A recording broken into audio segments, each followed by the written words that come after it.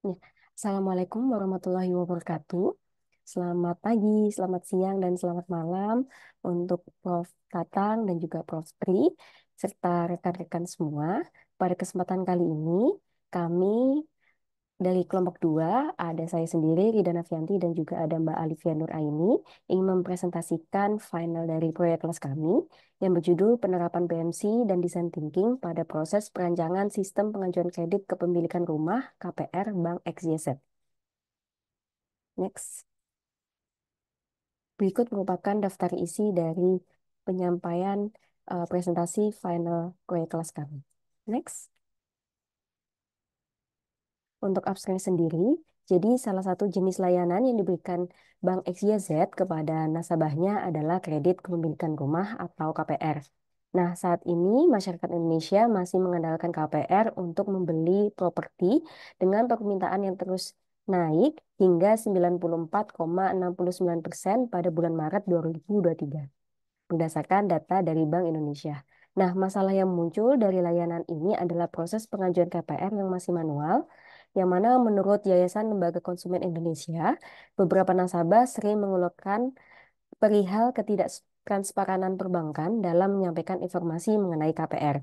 Padahal, dengan adanya kemajuan digital, seharusnya proses perbankan dapat diakses dengan mudah, aman, cepat, dan transparan. Terlebih lagi, beberapa bank lain sudah menerapkan pengajuan KPR secara online. Maka dari itu, Bank XYZ menginginkan untuk melakukan pengajuan KPR dengan sistem online agar dapat memenuhi kebutuhan nasabah dan dapat bersaing dengan kompetitornya. Proses pengembangan aplikasi pengajuan KPR secara online ini dilakukan dengan menerapkan analisis BMC dan juga pendekatan design thinking. Hasil penelitian menunjukkan bahwa BMC membantu dalam menganalisis kebutuhan baik pada bisnis dan juga kebutuhan pengguna secara komprehensif, yang mana dikolaborasikan dengan design thinking. Nah, dari hasil proses design thinking didapatkan bahwasannya aplikasi pengajuan KPR memiliki beberapa fitur utama, yakni proses pengajuan KPR baru, pengajuan KPR lanjutan, serta kalkulator KPR. Selain itu, terdapat pula informasi dan syarat pengajuan KPR untuk menjawab pain points dari nasabah. Untuk meningkatkan kepuasan dan pengalaman pengguna, dilakukan usability testing yang mana menghasilkan nilai success rate sebesar 86% dengan tingkat user experience yakni baik. Penelitian ini memberikan kontribusi bagi pengembangan sistem pengajuan KPR yang lebih baik dan memenuhi kebutuhan pengguna. Dengan kata kunci kebutuhan nasabah, pengajuan KPR, perancangan aplikasi, dan juga design thinking. Next. Baik, selanjutnya kita akan masuk ke bab 1, yakni yang seperti kita tahu, saat ini masyarakat Indonesia masih mengandalkan fasilitas KPR untuk membeli properti, yang mana jumlahnya terus naik berdasarkan data dari Bank Indonesia. Nah, pada Bank XYZ ini, pembiayaan KPR merupakan salah satu produk yang ditawarkan bersamaan dengan ada tabungan, giro, deposito, dan juga masih banyak lainnya. Namun, kendala yang saat ini dihadapi adalah proses pengajuan KPR di Bank XYZ masih dilakukan secara manual. Padahal proses yang manual ini selain memakan waktu yang lebih lama, tetapi juga memperlambat proses pengajuan KPR yang dapat membuat konsumen atau nasabah mencari alternatif lain yang lebih efektif dan juga efisien. Nah, beberapa bank lain sudah menerapkan pengajuan KPR secara online. Bank-bank tersebut telah mengadopsi teknologi digital dalam proses pengajuan KPR, sehingga bisa dengan mudah mengajukan KPR dimanapun dan juga kapanpun. Oleh karena itu, Bank XYZ menginginkan untuk dapat memenuhi kebutuhan nasabah, yakni pengajuan KPR secara online, dan langkah awal untuk proses digitalisasi ini adalah dengan membuat rancangan desain sistem terhadap proses pengajuan KPR tersebut. Next. Ya, selanjutnya akan dijelaskan oleh Mbak Alivia. Ya, baik. Selanjutnya, berdasarkan latar belakang yang telah dipaparkan tadi, maka didapatkan rumusan masalah sebagai berikut, yakni yang pertama, bagaimana hasil analisis kebutuhan untuk proses perancangan sistem pengajuan KPR. Kemudian yang kedua adalah bagaimana hasil rancangan sistem pengajuan KPR. Dan yang terakhir, bagaimana cara meningkatkan kepuasan dan juga experience pengguna terhadap perancangan desain sistem yang telah dibuat. Nah, berdasarkan rumusan masalah tadi, maka tujuan penelitiannya yakni yang pertama adalah mengetahui kebutuhan dalam membuat rancangan sistem pengajuan KPR secara online. Kemudian yang kedua adalah membuat rancangan sistem pengajuan KPR. Dan yang terakhir adalah menganalisis cara meningkatkan kepuasan dan juga experience nasabah dalam pemakaian sistem KPR online. Adapun manfaat penelitian yang terbagi menjadi dua, yakni teoritis dan juga praktis. Untuk manfaat teoritis ini memberikan informasi mengenai proses pengajuan KPR pada Bank XYZ yang mudah, cepat, dan juga transparan melalui sistem online. Sedangkan manfaat praktisnya yang pertama bagi Bank XYZ ini dapat dijadikan dasar dalam pengembangan sistem pengajuan KPR online. Yang kedua adalah bagi Bank XYZ dapat memberikan kemudahan pada nasabah dalam proses pengajuan KPR. Kemudian untuk ruang lingkup dalam penelitian ini yang pertama adalah dilakukannya dengan metode BMC dan design thinking tadi. Kemudian penelitian ini hanya fokus pada proses pengajuan KPR yang dilakukan nasabah saja. Dan yang terakhir adalah hasil analisis dari penelitian ini hanya berupa rekomendasi desain perancangan sistem pengajuan KPR. Berikut ada sistematika penulisannya. Ini yang pertama bab satu ada pendahuluan, kemudian bab 2 tinjauan pustaka, bab 3 metodologi penelitian, bab 4 analisis dan pembahasan, dan terakhir adalah kesimpulan. Baik, selanjutnya adalah kajian pustaka dan dasar teori. Nah, yang pertama ini adalah KPR, di mana KPR itu sendiri adalah fasilitas kredit bagi konsumen untuk membeli atau memperbaiki rumah dengan skema pembayaran sampai dengan 100% dari harga rumah itu sendiri. Nah, KPR sendiri terdiri dari dua tipe, yakni KPR biasa dan juga KPR syariah, di mana terdapat perbedaan pada akad merubahnya. Kemudian yang kedua adalah design thinking, yakni sebuah proses non-linear untuk memahami pengguna yang diawali dari tahap empathize, kemudian define, ideate, prototype, dan juga test. Kemudian yang ketiga adalah stakeholder interview, di mana ini adalah wawancara stakeholder untuk mendorong keberhasilan proyek agar dapat mengumpulkan wawasan sebanyak-banyaknya. Kemudian yang keempat adalah benchmarking analysis, yakni meneliti pesaing dan juga bagaimana mereka bekerja dengan produk mereka. Kemudian yang kelima ada user stories, di mana representasi dari kebutuhan individu yang terperinci, yang dimulai dari tujuan, aspirasi, dan juga harapan mereka. Nah, cerita tersebut nanti akan menggambarkan apa saja sih yang ingin dicapai oleh pengguna ketika berinteraksi dengan produk atau layanan tertentu. Kemudian yang keenam ini adalah bisnis model canvas, yakni alat merancang model bisnis untuk memudahkan proses desain yang terdiri dari 9 komponen. Kemudian selanjutnya yang ketujuh ada user flow, di mana ini adalah langkah-langkah dari serangkaian tugas atau alur yang kemungkinan terjadi dan dilakukan oleh user dalam menyelesaikan task atau tugasnya pada suatu aplikasi atau website. Kemudian yang kedelapan ada mockups, di mana ini adalah penggambaran umum dari sebuah aplikasi atau website itu sendiri yang ingin ditampilkan sebelum peluncuran resmi ke pasar. Dan yang terakhir adalah usability testing, yakni model pengujian untuk menilai seberapa mudah suatu produk itu digunakan oleh user. Baik, Nah, selanjutnya. ya, kemudian kita masuk ke bab 3, yang mana di sini akan dijelaskan terkait metode penelitian. Next. Ya, tahapan yang nantinya dilakukan pada penelitian ini dimulai dengan melakukan studi literatur terkait beberapa materi yang relevan. Kemudian dilakukan proses analisis dengan menggunakan BMC, yang mana nanti akan dilanjutkan dengan proses dengan menggunakan pendekatan design thinking, yang dimulai dengan fase empathize, kemudian dilanjutkan dengan define, lalu ada ideate, kemudian prototype, dan diakhiri dengan tes. Setelah itu, nanti akan dilakukan proses analisis hasil serta pembuatan kesimpulan dan juga saran. Next. Nah, jadi untuk studi literatur sendiri, di sini kami akan melakukan pencarian informasi mengenai pengetahuan dan wawasan terkait penelitian yang dilakukan. Nah, sumber pustaka yang kami gunakan dalam penelitian ini berasal dari buku, jurnal, maupun internet. Kemudian analisis BMC, yang mana pada tahapan ini bertujuan untuk membantu tim dalam menggambarkan elemen-elemen kunci dari model bisnis terkait dengan produk yang diberikan. Lalu untuk tahapan empathize, di sini sudah masuk ke dalam proses design thinking ya. Jadi pada tahap empathize ini pertama-tama akan dilakukan stakeholder interview yang bertujuan untuk memahami proses existing dalam proses pengajuan KPR. Lalu stakeholder interview ini juga bertujuan untuk memperoleh informasi terkait kebutuhan dan juga perspektif tim eh, terkait proses dalam pengembangan aplikasi pengajuan KPR. Setelah itu, dilakukan pula proses benchmarking analisis pada tahap empathize ini, yang mana dilakukan untuk membantu dalam mengadopsi praktek terbaik dan juga strategi yang dilakukan oleh kompetitor yang mana dinilai efektif. Dan beberapa perbankan yang dijadikan acuan dalam melakukan benchmarking analisis, diantaranya ada BTN, BCA, dan juga BSI. Lalu ada tahapan define, yang mana pada tahapan ini bertujuan untuk mendefinisikan kebutuhan user yang ingin dicapai dengan adanya sistem.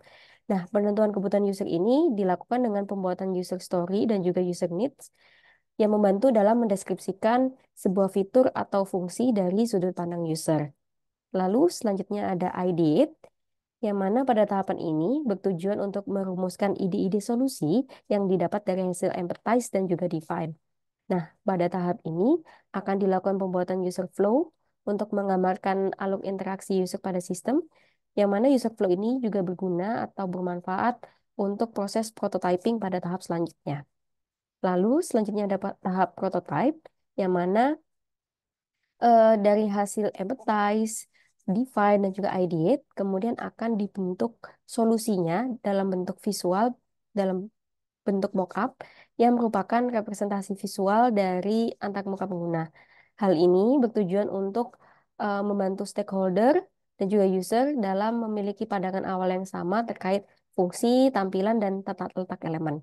Lalu ada proses tes, yang mana pada tahap tes ini akan dilakukan evaluasi desain terhadap solusi yang telah dibuat, yang mana menggunakan usability testing. Jadi untuk usability testing ini nanti user atau partisipan diminta untuk mencoba desain yang telah dibuat, kemudian melakukan pengisian kuesioner dengan user experience questionnaire. Kemudian yang terakhir ada analisis hasil, yang mana pada tahap ini kami menuliskan hasil identifikasi, solusi, dan juga rekomendasi.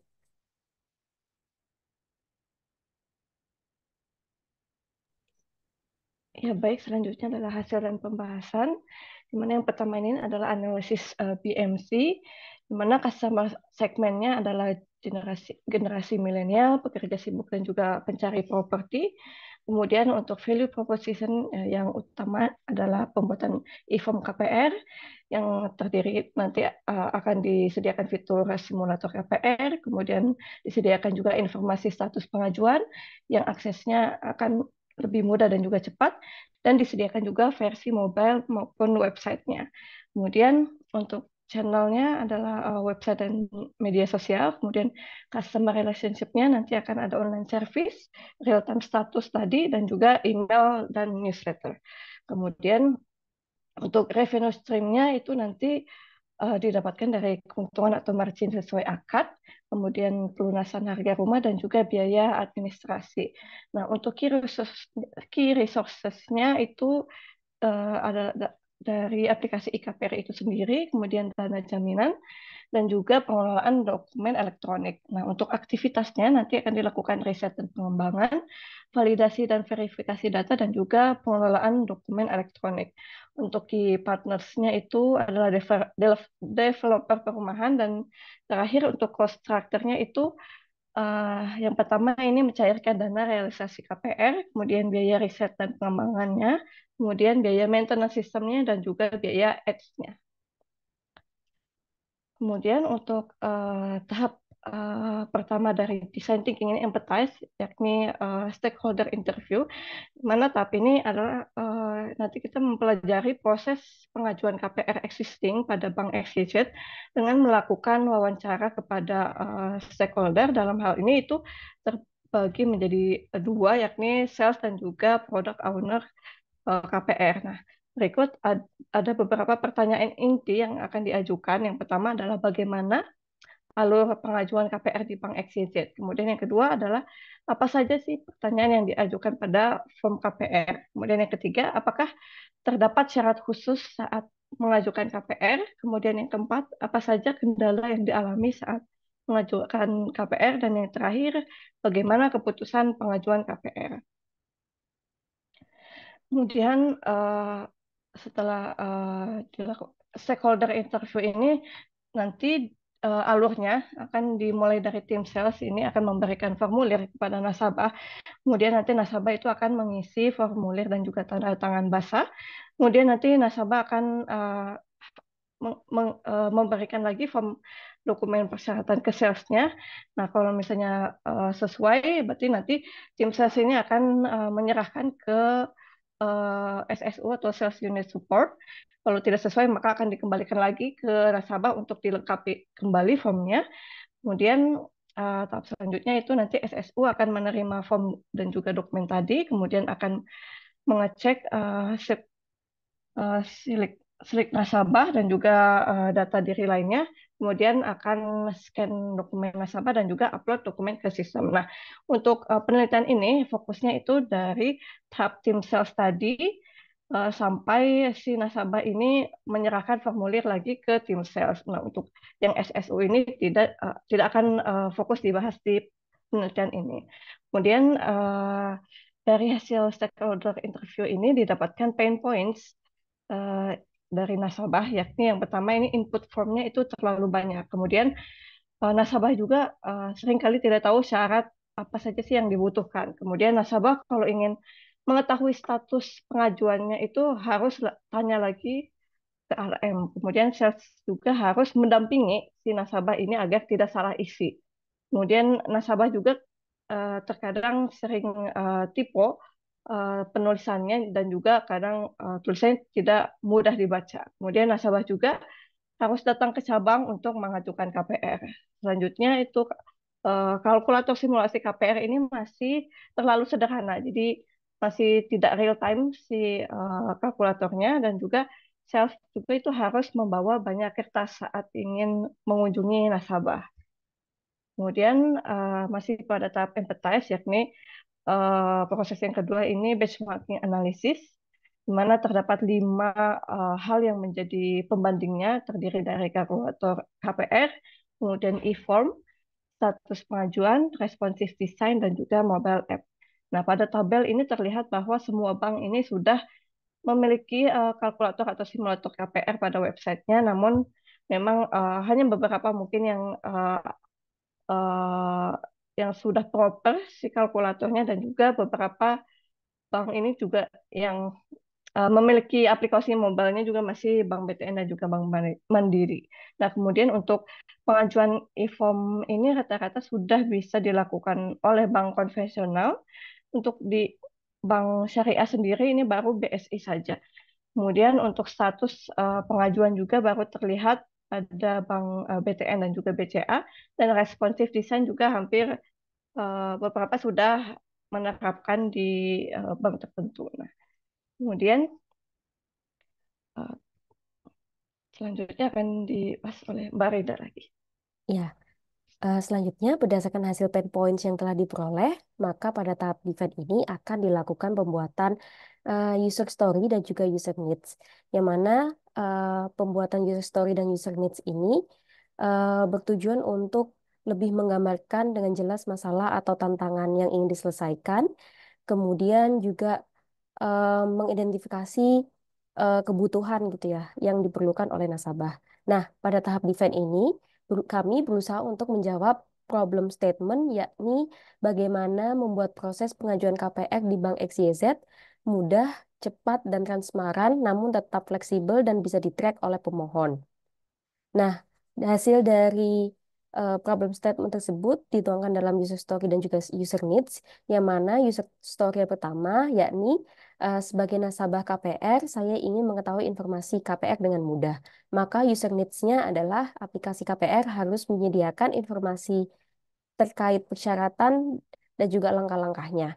Kemudian yang kedua adalah sebagai nasabah KPR, saya ingin mengajukan KPR secara cepat dan mudah. Maka user needs-nya adalah aplikasi KPR harus menyediakan fitur pengajuan KPR secara online yang mudah dan juga praktis. Lalu untuk user story yang ketiga, yakni sebagai nasabah KPR, saya ingin memantau status pengajuan KPR saya secara online. Maka untuk user needs-nya adalah aplikasi KPR harus menyediakan fitur pemantauan status pengajuan KPR yang akurat dan juga real time. Lalu User story berikutnya adalah sebagai nasabah KPR, saya ingin melakukan perhitungan terkait cicilan yang akan saya lakukan sebelum melakukan pengajuan KPR. Maka untuk user needs-nya adalah aplikasi KPR harus menyediakan simulator KPR yang akurat agar dapat memperkirakan biaya yang dikeluarkan. Lalu, yang terakhir, user story-nya adalah sebagai nasabah KPR, saya ingin melanjutkan pengisian data saya yang sempat tertunda. Oleh karenanya, untuk user needs-nya adalah aplikasi KPR harus dapat melanjutkan pengisian data nasabah tanpa harus menginput dari awal kembali. Next. Nah, selanjutnya kita sudah masuk ke tahap ideate, yang mana pada tahap ideate ini dilakukan pengembangan ide atau mencari solusi dari kebutuhan-kebutuhan nasabah yang telah dipaparkan pada tahap sebelumnya. Yang mana sebenarnya pada tahap ideate ini dilakukan dengan proses brainstorming, jadi bersama-sama menggali ide untuk solusi yang bisa diberikan kepada nasabah. Nah, masing-masing dari anggota brainstorming ini dapat menyumbangkan idenya, kemudian nanti didiskusikan lebih lanjut. Nah, dari hasil brainstorming ini tercetuslah user flow dari proses pengajuan KPR, yang mana eh, pada mulanya nanti nasabah atau pemohon akan masuk ke dalam halaman landing page, yang mana di dalamnya terdapat kalkulator KPR serta beberapa informasi. Kemudian nasabah atau pemohon bisa memilih antara pengajuan baru atau pengajuan lanjutan. Lalu nantinya nasabah akan masuk ke halaman e-form KPR. Lalu setelah melakukan pengisian data diri dan juga data-data lain yang diperlukan, maka nasabah akan masuk ke halaman upload dokumen dan juga validasi. Lalu yang terakhir, setelah di-input semua, maka nasabah akan mendapatkan halaman success page.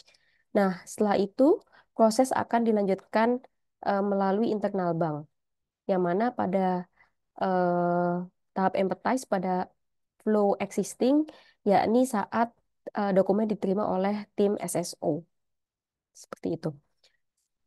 Next. Nah, lalu selanjutnya, di sini kami juga merancang arsitektur informasi khususnya untuk e-form KPR. Jadi pada e-form KPR ini terdiri dari beberapa tahapan atau pengisian yang perlu dilakukan oleh nasabah, yakni dimulai dari pengisian data diri, kemudian pengisian data fasilitas pembiayaan, lalu pengisian data agunan, kemudian ada pengisian data keluarga, dan juga terakhir ada pengisian data pekerjaan.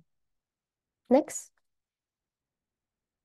Nah, selanjutnya pada fase design thinking tahapan prototype ini dilakukan perancangan mockup atau high fidelity prototype. Yang mana high fidelity prototype ini merupakan representasi interaktif dari aplikasi yang memiliki kemiripan sangat dekat dengan desain akhir dari sisi detail dan juga fungsionalitasnya. Nah, jadi pada halaman awal sendiri dibuat dalam bentuk landing page, yang mana landing page ini memiliki beberapa informasi, yakni terkait keuntungan KPR, kemudian syaratnya apa, prosesnya seperti apa, dan ada beberapa action juga pada halaman landing page, yakni untuk pengajuan KPR baru, pengajuan KPR lanjutan, dan juga kalkulator KPR. Next.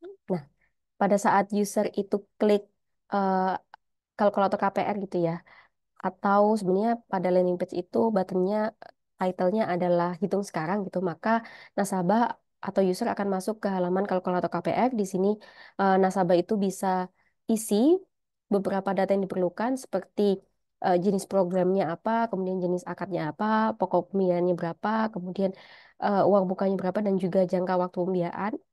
Kemudian saat diklik hitung, maka nanti akan memunculkan hasil perhitungan KPR yang cukup detail, namun masih dapat berupa sewaktu-waktu. Next. Nah, selanjutnya saat nasabah atau user klik ajukan sekarang untuk pengajuan KPR, maka nasabah akan diminta untuk mengisikan beberapa form yang diminta, dan bentukan dari form yang akan dihadapi nasabah saat mengajukan KPR adalah seperti gambar berikut. Next.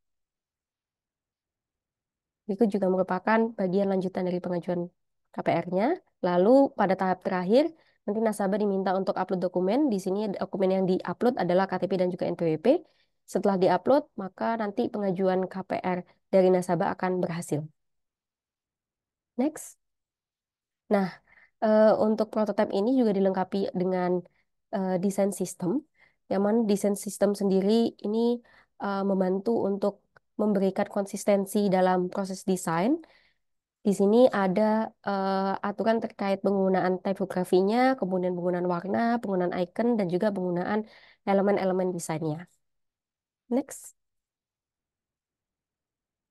Nah, selanjutnya tahap terakhir yakni tes yang mana dilakukan usability testing. Jadi untuk tahap usability testing ini menggunakan 5 orang responden dengan jangkauan usianya mulai dari 21 tahun hingga 38 tahun.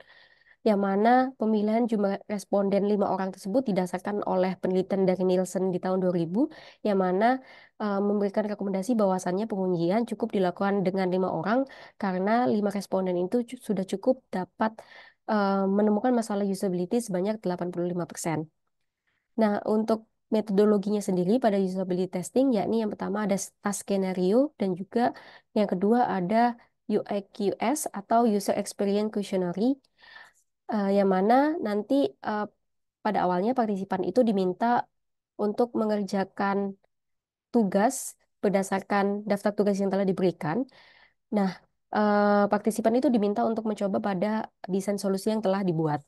Nah, setelah melakukan tugas berdasarkan daftar tugas tersebut, maka partisipan nanti akan mengisi kuesioner UIQS. Nah, untuk tas skenario-nya sendiri atau daftar tugasnya sendiri yang akan dilakukan oleh nasabah atau partisipan, yakni yang pertama adalah melakukan perhitungan dengan kalkulator KPR. Kemudian yang kedua ada melakukan pengisian e-form KPR baru. Lalu yang ketiga adalah melanjutkan pengisian e-form KPR. Dan untuk pertanyaan dari kuesioner UIQS adalah sebagai berikut, seperti yang tertera. Next. Nah, untuk hasilnya sendiri ditampilkan pada tabel berikut, yang mana untuk T1, T2, dan T3 itu menjelaskan tugas yang dilakukan oleh partisipan. Kemudian untuk P1, P2, P3, P4, dan P5 ini menunjukkan profil dari partisipan.